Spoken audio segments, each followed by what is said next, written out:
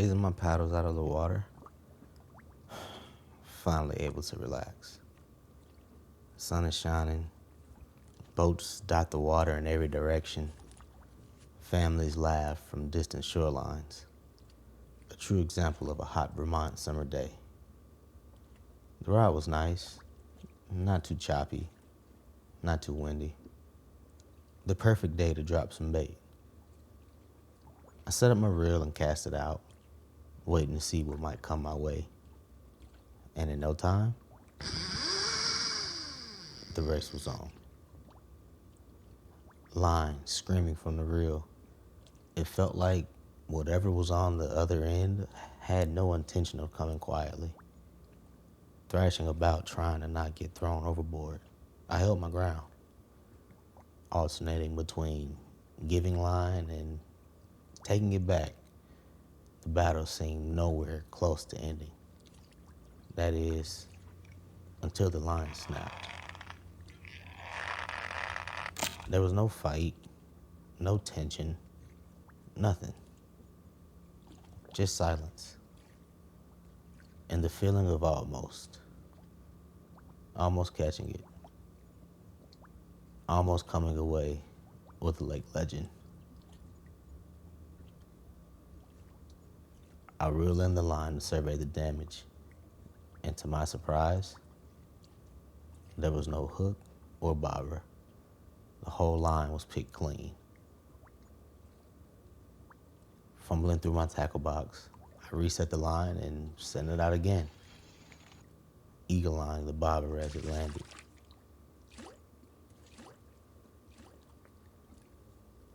The bobber settling on the water when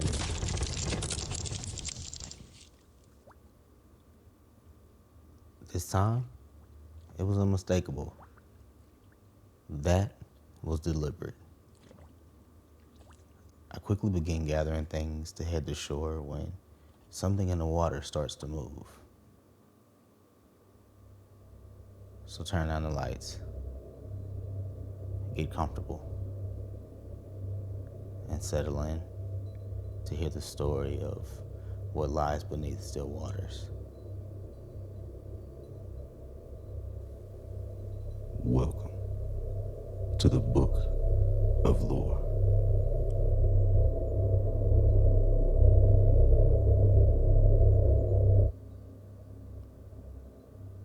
Long before the stories, Lake Champlain has always been a beautifully interesting place. Home to the indigenous people who lived and hunted the land for years, the Abenaki and the Iroquois, each with their own beliefs of where it lurks beneath. The Abenaki called it Gittyscog. Early on, when the French first came to explore the area, the Abenaki warned not to disturb the waters, fearing they might disturb what rested down below. Like many stories passed down through generations, descriptions varied depending on who told them. Some accounts described a great serpent moving through the water. Others spoke more generally of a powerful being inhabiting the lake below. But whatever form it took, the warning remained the same. The water demanded respect. And for those who lived along the shores of Lake Champlain, that belief existed long before the first European maps ever marked its location. Though history is fuzzy on this, around the year 1609, during the exploration of Samuel de Champlain, he was credited with being the first European to see the lake's most famous inhabitant. But after reading his account from the encounter, many believe he was actually describing an alligator gar, a fish that still inhabits the region today. Stretching from the shores of the Missisquoi Bay to the valleys of the Adirondacks, this land meant a great deal. From its early days as a battleground to the maritime escape it became, Lake Champlain has been there for it all. Nestled between New York and Vermont, the lake has become a source of relaxation for many, giving them an aquatic oasis just within their backyard. farmers markets, jet skis, biking trails on the causeway. Simple pleasures that have all become a part of everyday life. But while the people enjoy the privileges from the lake above, something else sits hidden away in the murky depths below. Unsure of its specific origin, the creature is said to have many names. Some call it the Gittysgog. Others call it the Lake Champlain monster. But I like to call it Champ. Since the first reported sightings in 1819, the creature has captured the imagination of anyone who claimed to see it. Rumored to look eerily similar to another monster from the Scottish Highlands, sporting a long neck, thick body, and trailing tail to match. Through the years, there have been hundreds of reported sightings of the creature. Some claim to see the head and long neck of a serpent. Others remember seeing a black monster. One captain who reported seeing Champ claimed it to be 187 feet long, with the head of a seahorse, 3 teeth, and eyes like peeled onions. Though the list of sightings and encounters are extensive, there are none that mean more to the history of the creature than the story of Sandra Mancy and her famous photo. The day after the anniversary of our country's independence in 1977, Sandra and her children were on the beach near St. Albans on the Vermont side of the lake. With her feet in the sand, she sat watching her children play, running around, splashing themselves, doing what kids do, watching the other families, enjoying their time out in the sun. But out of the corner of her eye, she began to see something stirring within the lake. Rifling through her purse, she found the Kodak Instamatic she bought for the trip. Hoping to have one shot left, she cranked the wheel at the top of the camera but what she saw changed everything we thought we knew about the existence of the Lake Champlain monster, resulting in an image now known as the Mancy photograph. With his back turned toward the camera, the photo shows, you're able to clearly see a creature with its head and neck sticking partially out of the water, squarely resembling the estimated 15 to 50 feet size that had been reported for the creature. To verify her findings, the photo was sent to the University of Arizona's Optical Sciences Center for analysis, and what they found was actually pretty shocking. They believed the photo had not been tampered with. No signs of any editing, pulleys, ropes, or evidence of a hoax of any kind. But while believers pointed to the report as a validation, skeptics remain unconvinced. Many argue the object in the photograph wasn't a living creature at all. Some believed it was nothing more than a partially submerged log. Others suggested a fallen tree trunk or driftwood floating just beneath the surface. To them, the image wasn't proof of a monster. It was simply an explanation of how easily the human mind can assign meaning to something it doesn't fully understand. And perhaps that's what made the photograph so powerful. Not that it proved Champ existed, but that decades later, people were still arguing about what exactly it showed, sparking renewed public interest into the creature at large, with people wanting to know more about the monster living in Lake Champlain. But alas, they ran into a problem. Though the photo was believed to be the real thing, they still needed a way for it to be proven.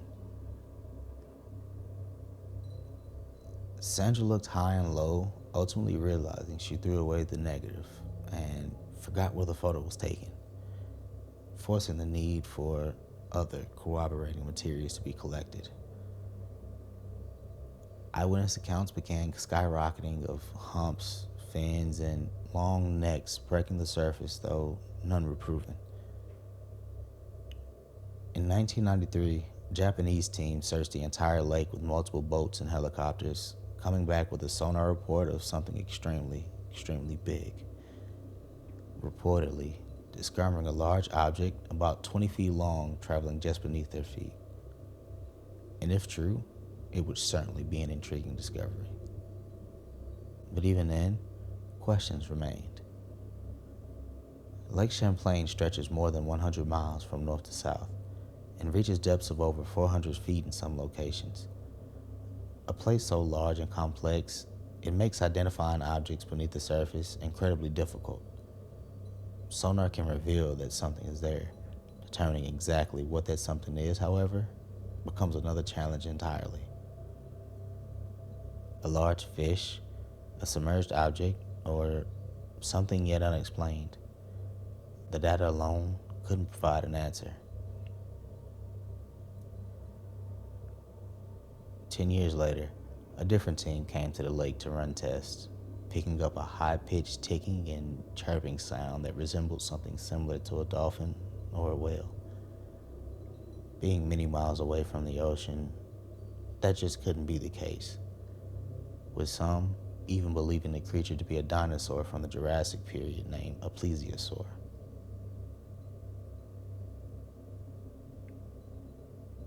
After years of being held behind closed doors, the manatee photograph was finally revealed to the public and has since been displayed at the Echo Lake Aquarium and Science Center in Burlington, Vermont.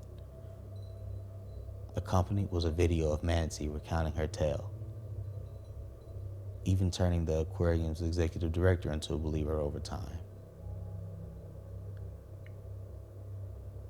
And the feeling on the Lake Champlain monster began to change. No longer were the people of the area scared of the unexplained creature. In fact, the opposite was happening. Instead, they became fascinated by the idea that they had a legend they can call their own. And with that shift, Champ was no longer just a story whispered around town. He had become a symbol of Lake Champlain itself. Mascots, merchandise, even food. Champ was everywhere, becoming more visible by the day, with local organizations holding festivals and events like Champ Day and Champ Fest, spreading awareness about the region's most beloved cryptid. In Vermont, the state's minor league baseball team, the Vermont Lake Monsters, adopted Champ as their mascot after changing the team name. The decision only increased the creature's popularity, helping transform Champ into a legend in his own right. Being posted prominently in local events, logos, and tourist promotions, even becoming the unofficial cryptid of the state of Vermont, protected in many areas of the region. A strange fate for a creature that many thought not to even exist at all. Most monsters are hunted, dismissed, explained away. But Champ was embraced, welcomed into the identity of the lake itself. And maybe that's why the story has survived for so long. Not because of what people saw, but because of what they wanted to believe. That beneath the surface of this beautiful place, there's still room for mystery. That somewhere beyond the boats, beyond the fishing lines, beyond the tourists and shores, something unknown still moves through the depths. Whether Champ is a surviving relic from another age, a misidentified animal, or simply a story carried forward by generations of people who love this lake, the legend remains. And as long as people continue watching the water, waiting for a ripple, a shadow, or a brief rise of a long neck breaking the surface, Champ will never truly disappear. The legend remains. Because somewhere, someone is still looking. And maybe that's the real secret of Lake Champlain. Not what lives beneath it, But the fact that after all these years, we still look, we still wonder. And perhaps that's enough. For the Book of Lore, I'm Jawan Lede, and remember, stay safe and keep turning the page. Until next time.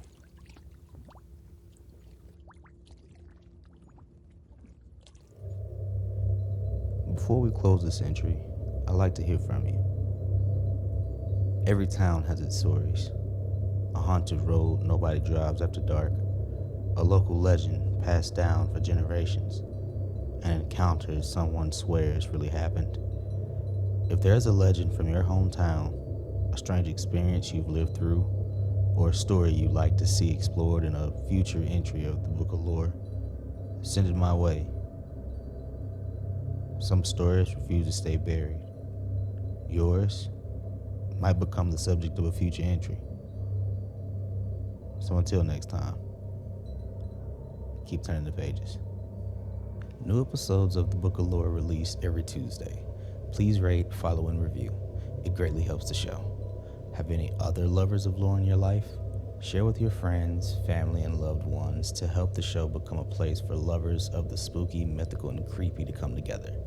You can follow the show on Instagram, TikTok, and Threads at Book of Lore Pod. Have a great week, and thanks for listening.